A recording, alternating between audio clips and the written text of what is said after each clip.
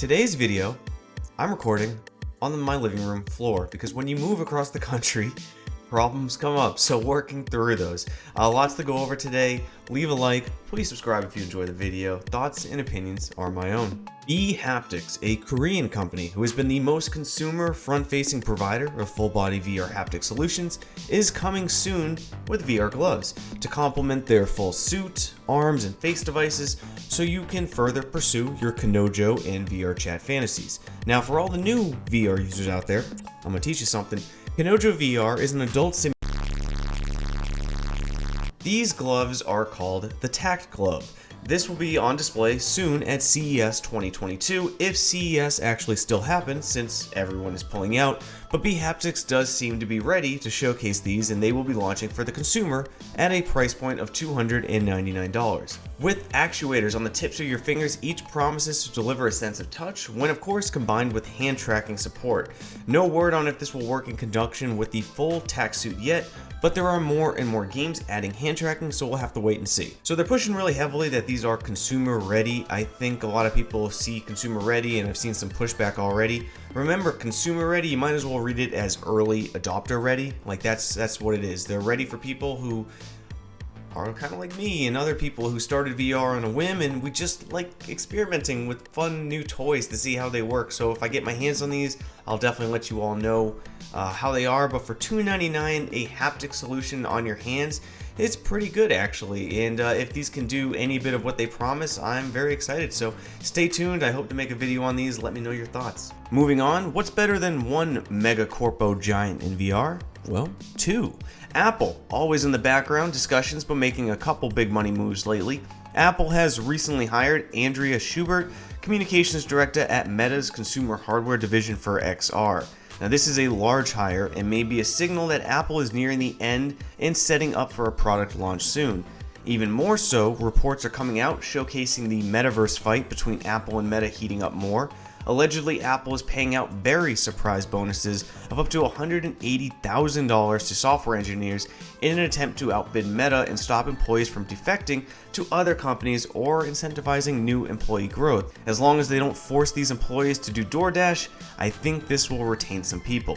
Now, these bonuses come in the form of restricted stock units, a way to justify employees to stay just a little bit longer so they vest. Now, Apple's headset is still an enigma, but expect a large sale price. Estimated reports are around $3,000. Dual 8K displays, high-end micro displays, and a slimmer form factor, to name just a few, but these are all speculations. We will have to wait and see for official announcements. I think the most fun thing about this entire thing is like this pseudo-social corporation relationship we have, that we, almost give human traits to these corporations, like they're looking out for us, when in reality, both of you, I take payment in the form of likes and subscribers. Consider it a bribe. Also, early Happy New Year, because we got an end of the year surprise.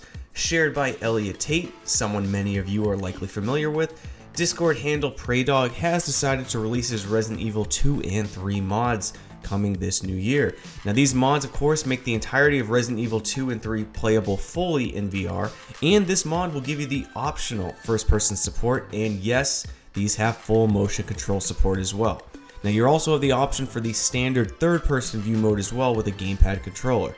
Fresh off the massive success of Resident Evil 4 VR, although these are of course just mods, they are by no means low quality and look absolutely fantastic. Developers will have full access as well, with it being open source, so we can expect more fun to come in, hopefully mods on tops of mods, so I'm pretty excited about that. I have said it numerous times, I am all for mods. There's more mods of old games. I'd love to play the games that I had a lot of fun with in the past, but this time in VR, and I'll scream it from the rooftops every single time. If anyone, please, a BioShock VR mod, I would love it. And yes, I know Half-Life Alyx did it, but that doesn't count. Give me the real deal, motion controls, BioShock, please. In other news, where VR users just want to have fun and mess with the world news, VRChat had a visit from Noda AI. Now this will sound like hyperbole maybe, but the truth is more fun than fiction. Noda is really, actually, an AI that is slowly being trained to do different things in VR. Thanks to the VR content creator and VR hardware analyst Brad Lynch, aka on YouTube, sadly it's Bradley, Noda AI is one step closer to being a human because people decided to train it to become a heavy drinker and a good hugger. It's a dangerous combo, but really funny footage. Check this out. Here you go. Take. Do you want the bottle? Please take the bottle. All right. Yeah, she's just doing it. She already knows what to do. Nota, can I have a hug, please? Aw, thank you. I love you, Brad. You're just training this AI to be the perfect companion in VR, at least to myself, so I'll cheers to that. And finally, I played maybe 5 to 10 seconds of footage from a game the other day in a previous video. Thank you guys for leaving likes and watching that. And so many of you wanted more info on what this game was, so quickly, my most underrated game of 2021 is Everslaught VR. Now in Everslaught VR, you traverse an ancient city with randomly generated dungeons, you discover rare loot, and you upgrade your gear, level up your skills, and engage in some of the most visceral combat that I've ever seen with completely unrestricted VR movement. Now there's multiple classes to level up, there's different ways to attack each map. It's basically Doom in VR if Doom originally was done well in VR. Like, it's the perfect Doom VR, guys. I cannot express how much fun this game is. Now it is PC VR only, but requirements are not huge for this title, so try running it with Link or Virtual Desktop if you have to, because it's a must play. Everslaught VR, it is just a tremendous amount of fun. The way each level starts, where you basically have to jump into a pit and do a superhero landing, I jump every time, and when I hit the ground, I just brace, and I feel like the biggest badass, where the monsters, you know, I'm not trapped in there with them, they're trapped in there with me, and it's an amazing feeling. That's going to be it for today's video, guys. Some interesting news to come. Hopefully I will not be recording on the floor for too much longer, but as always, see you next time, Space Cowboys. Cheers.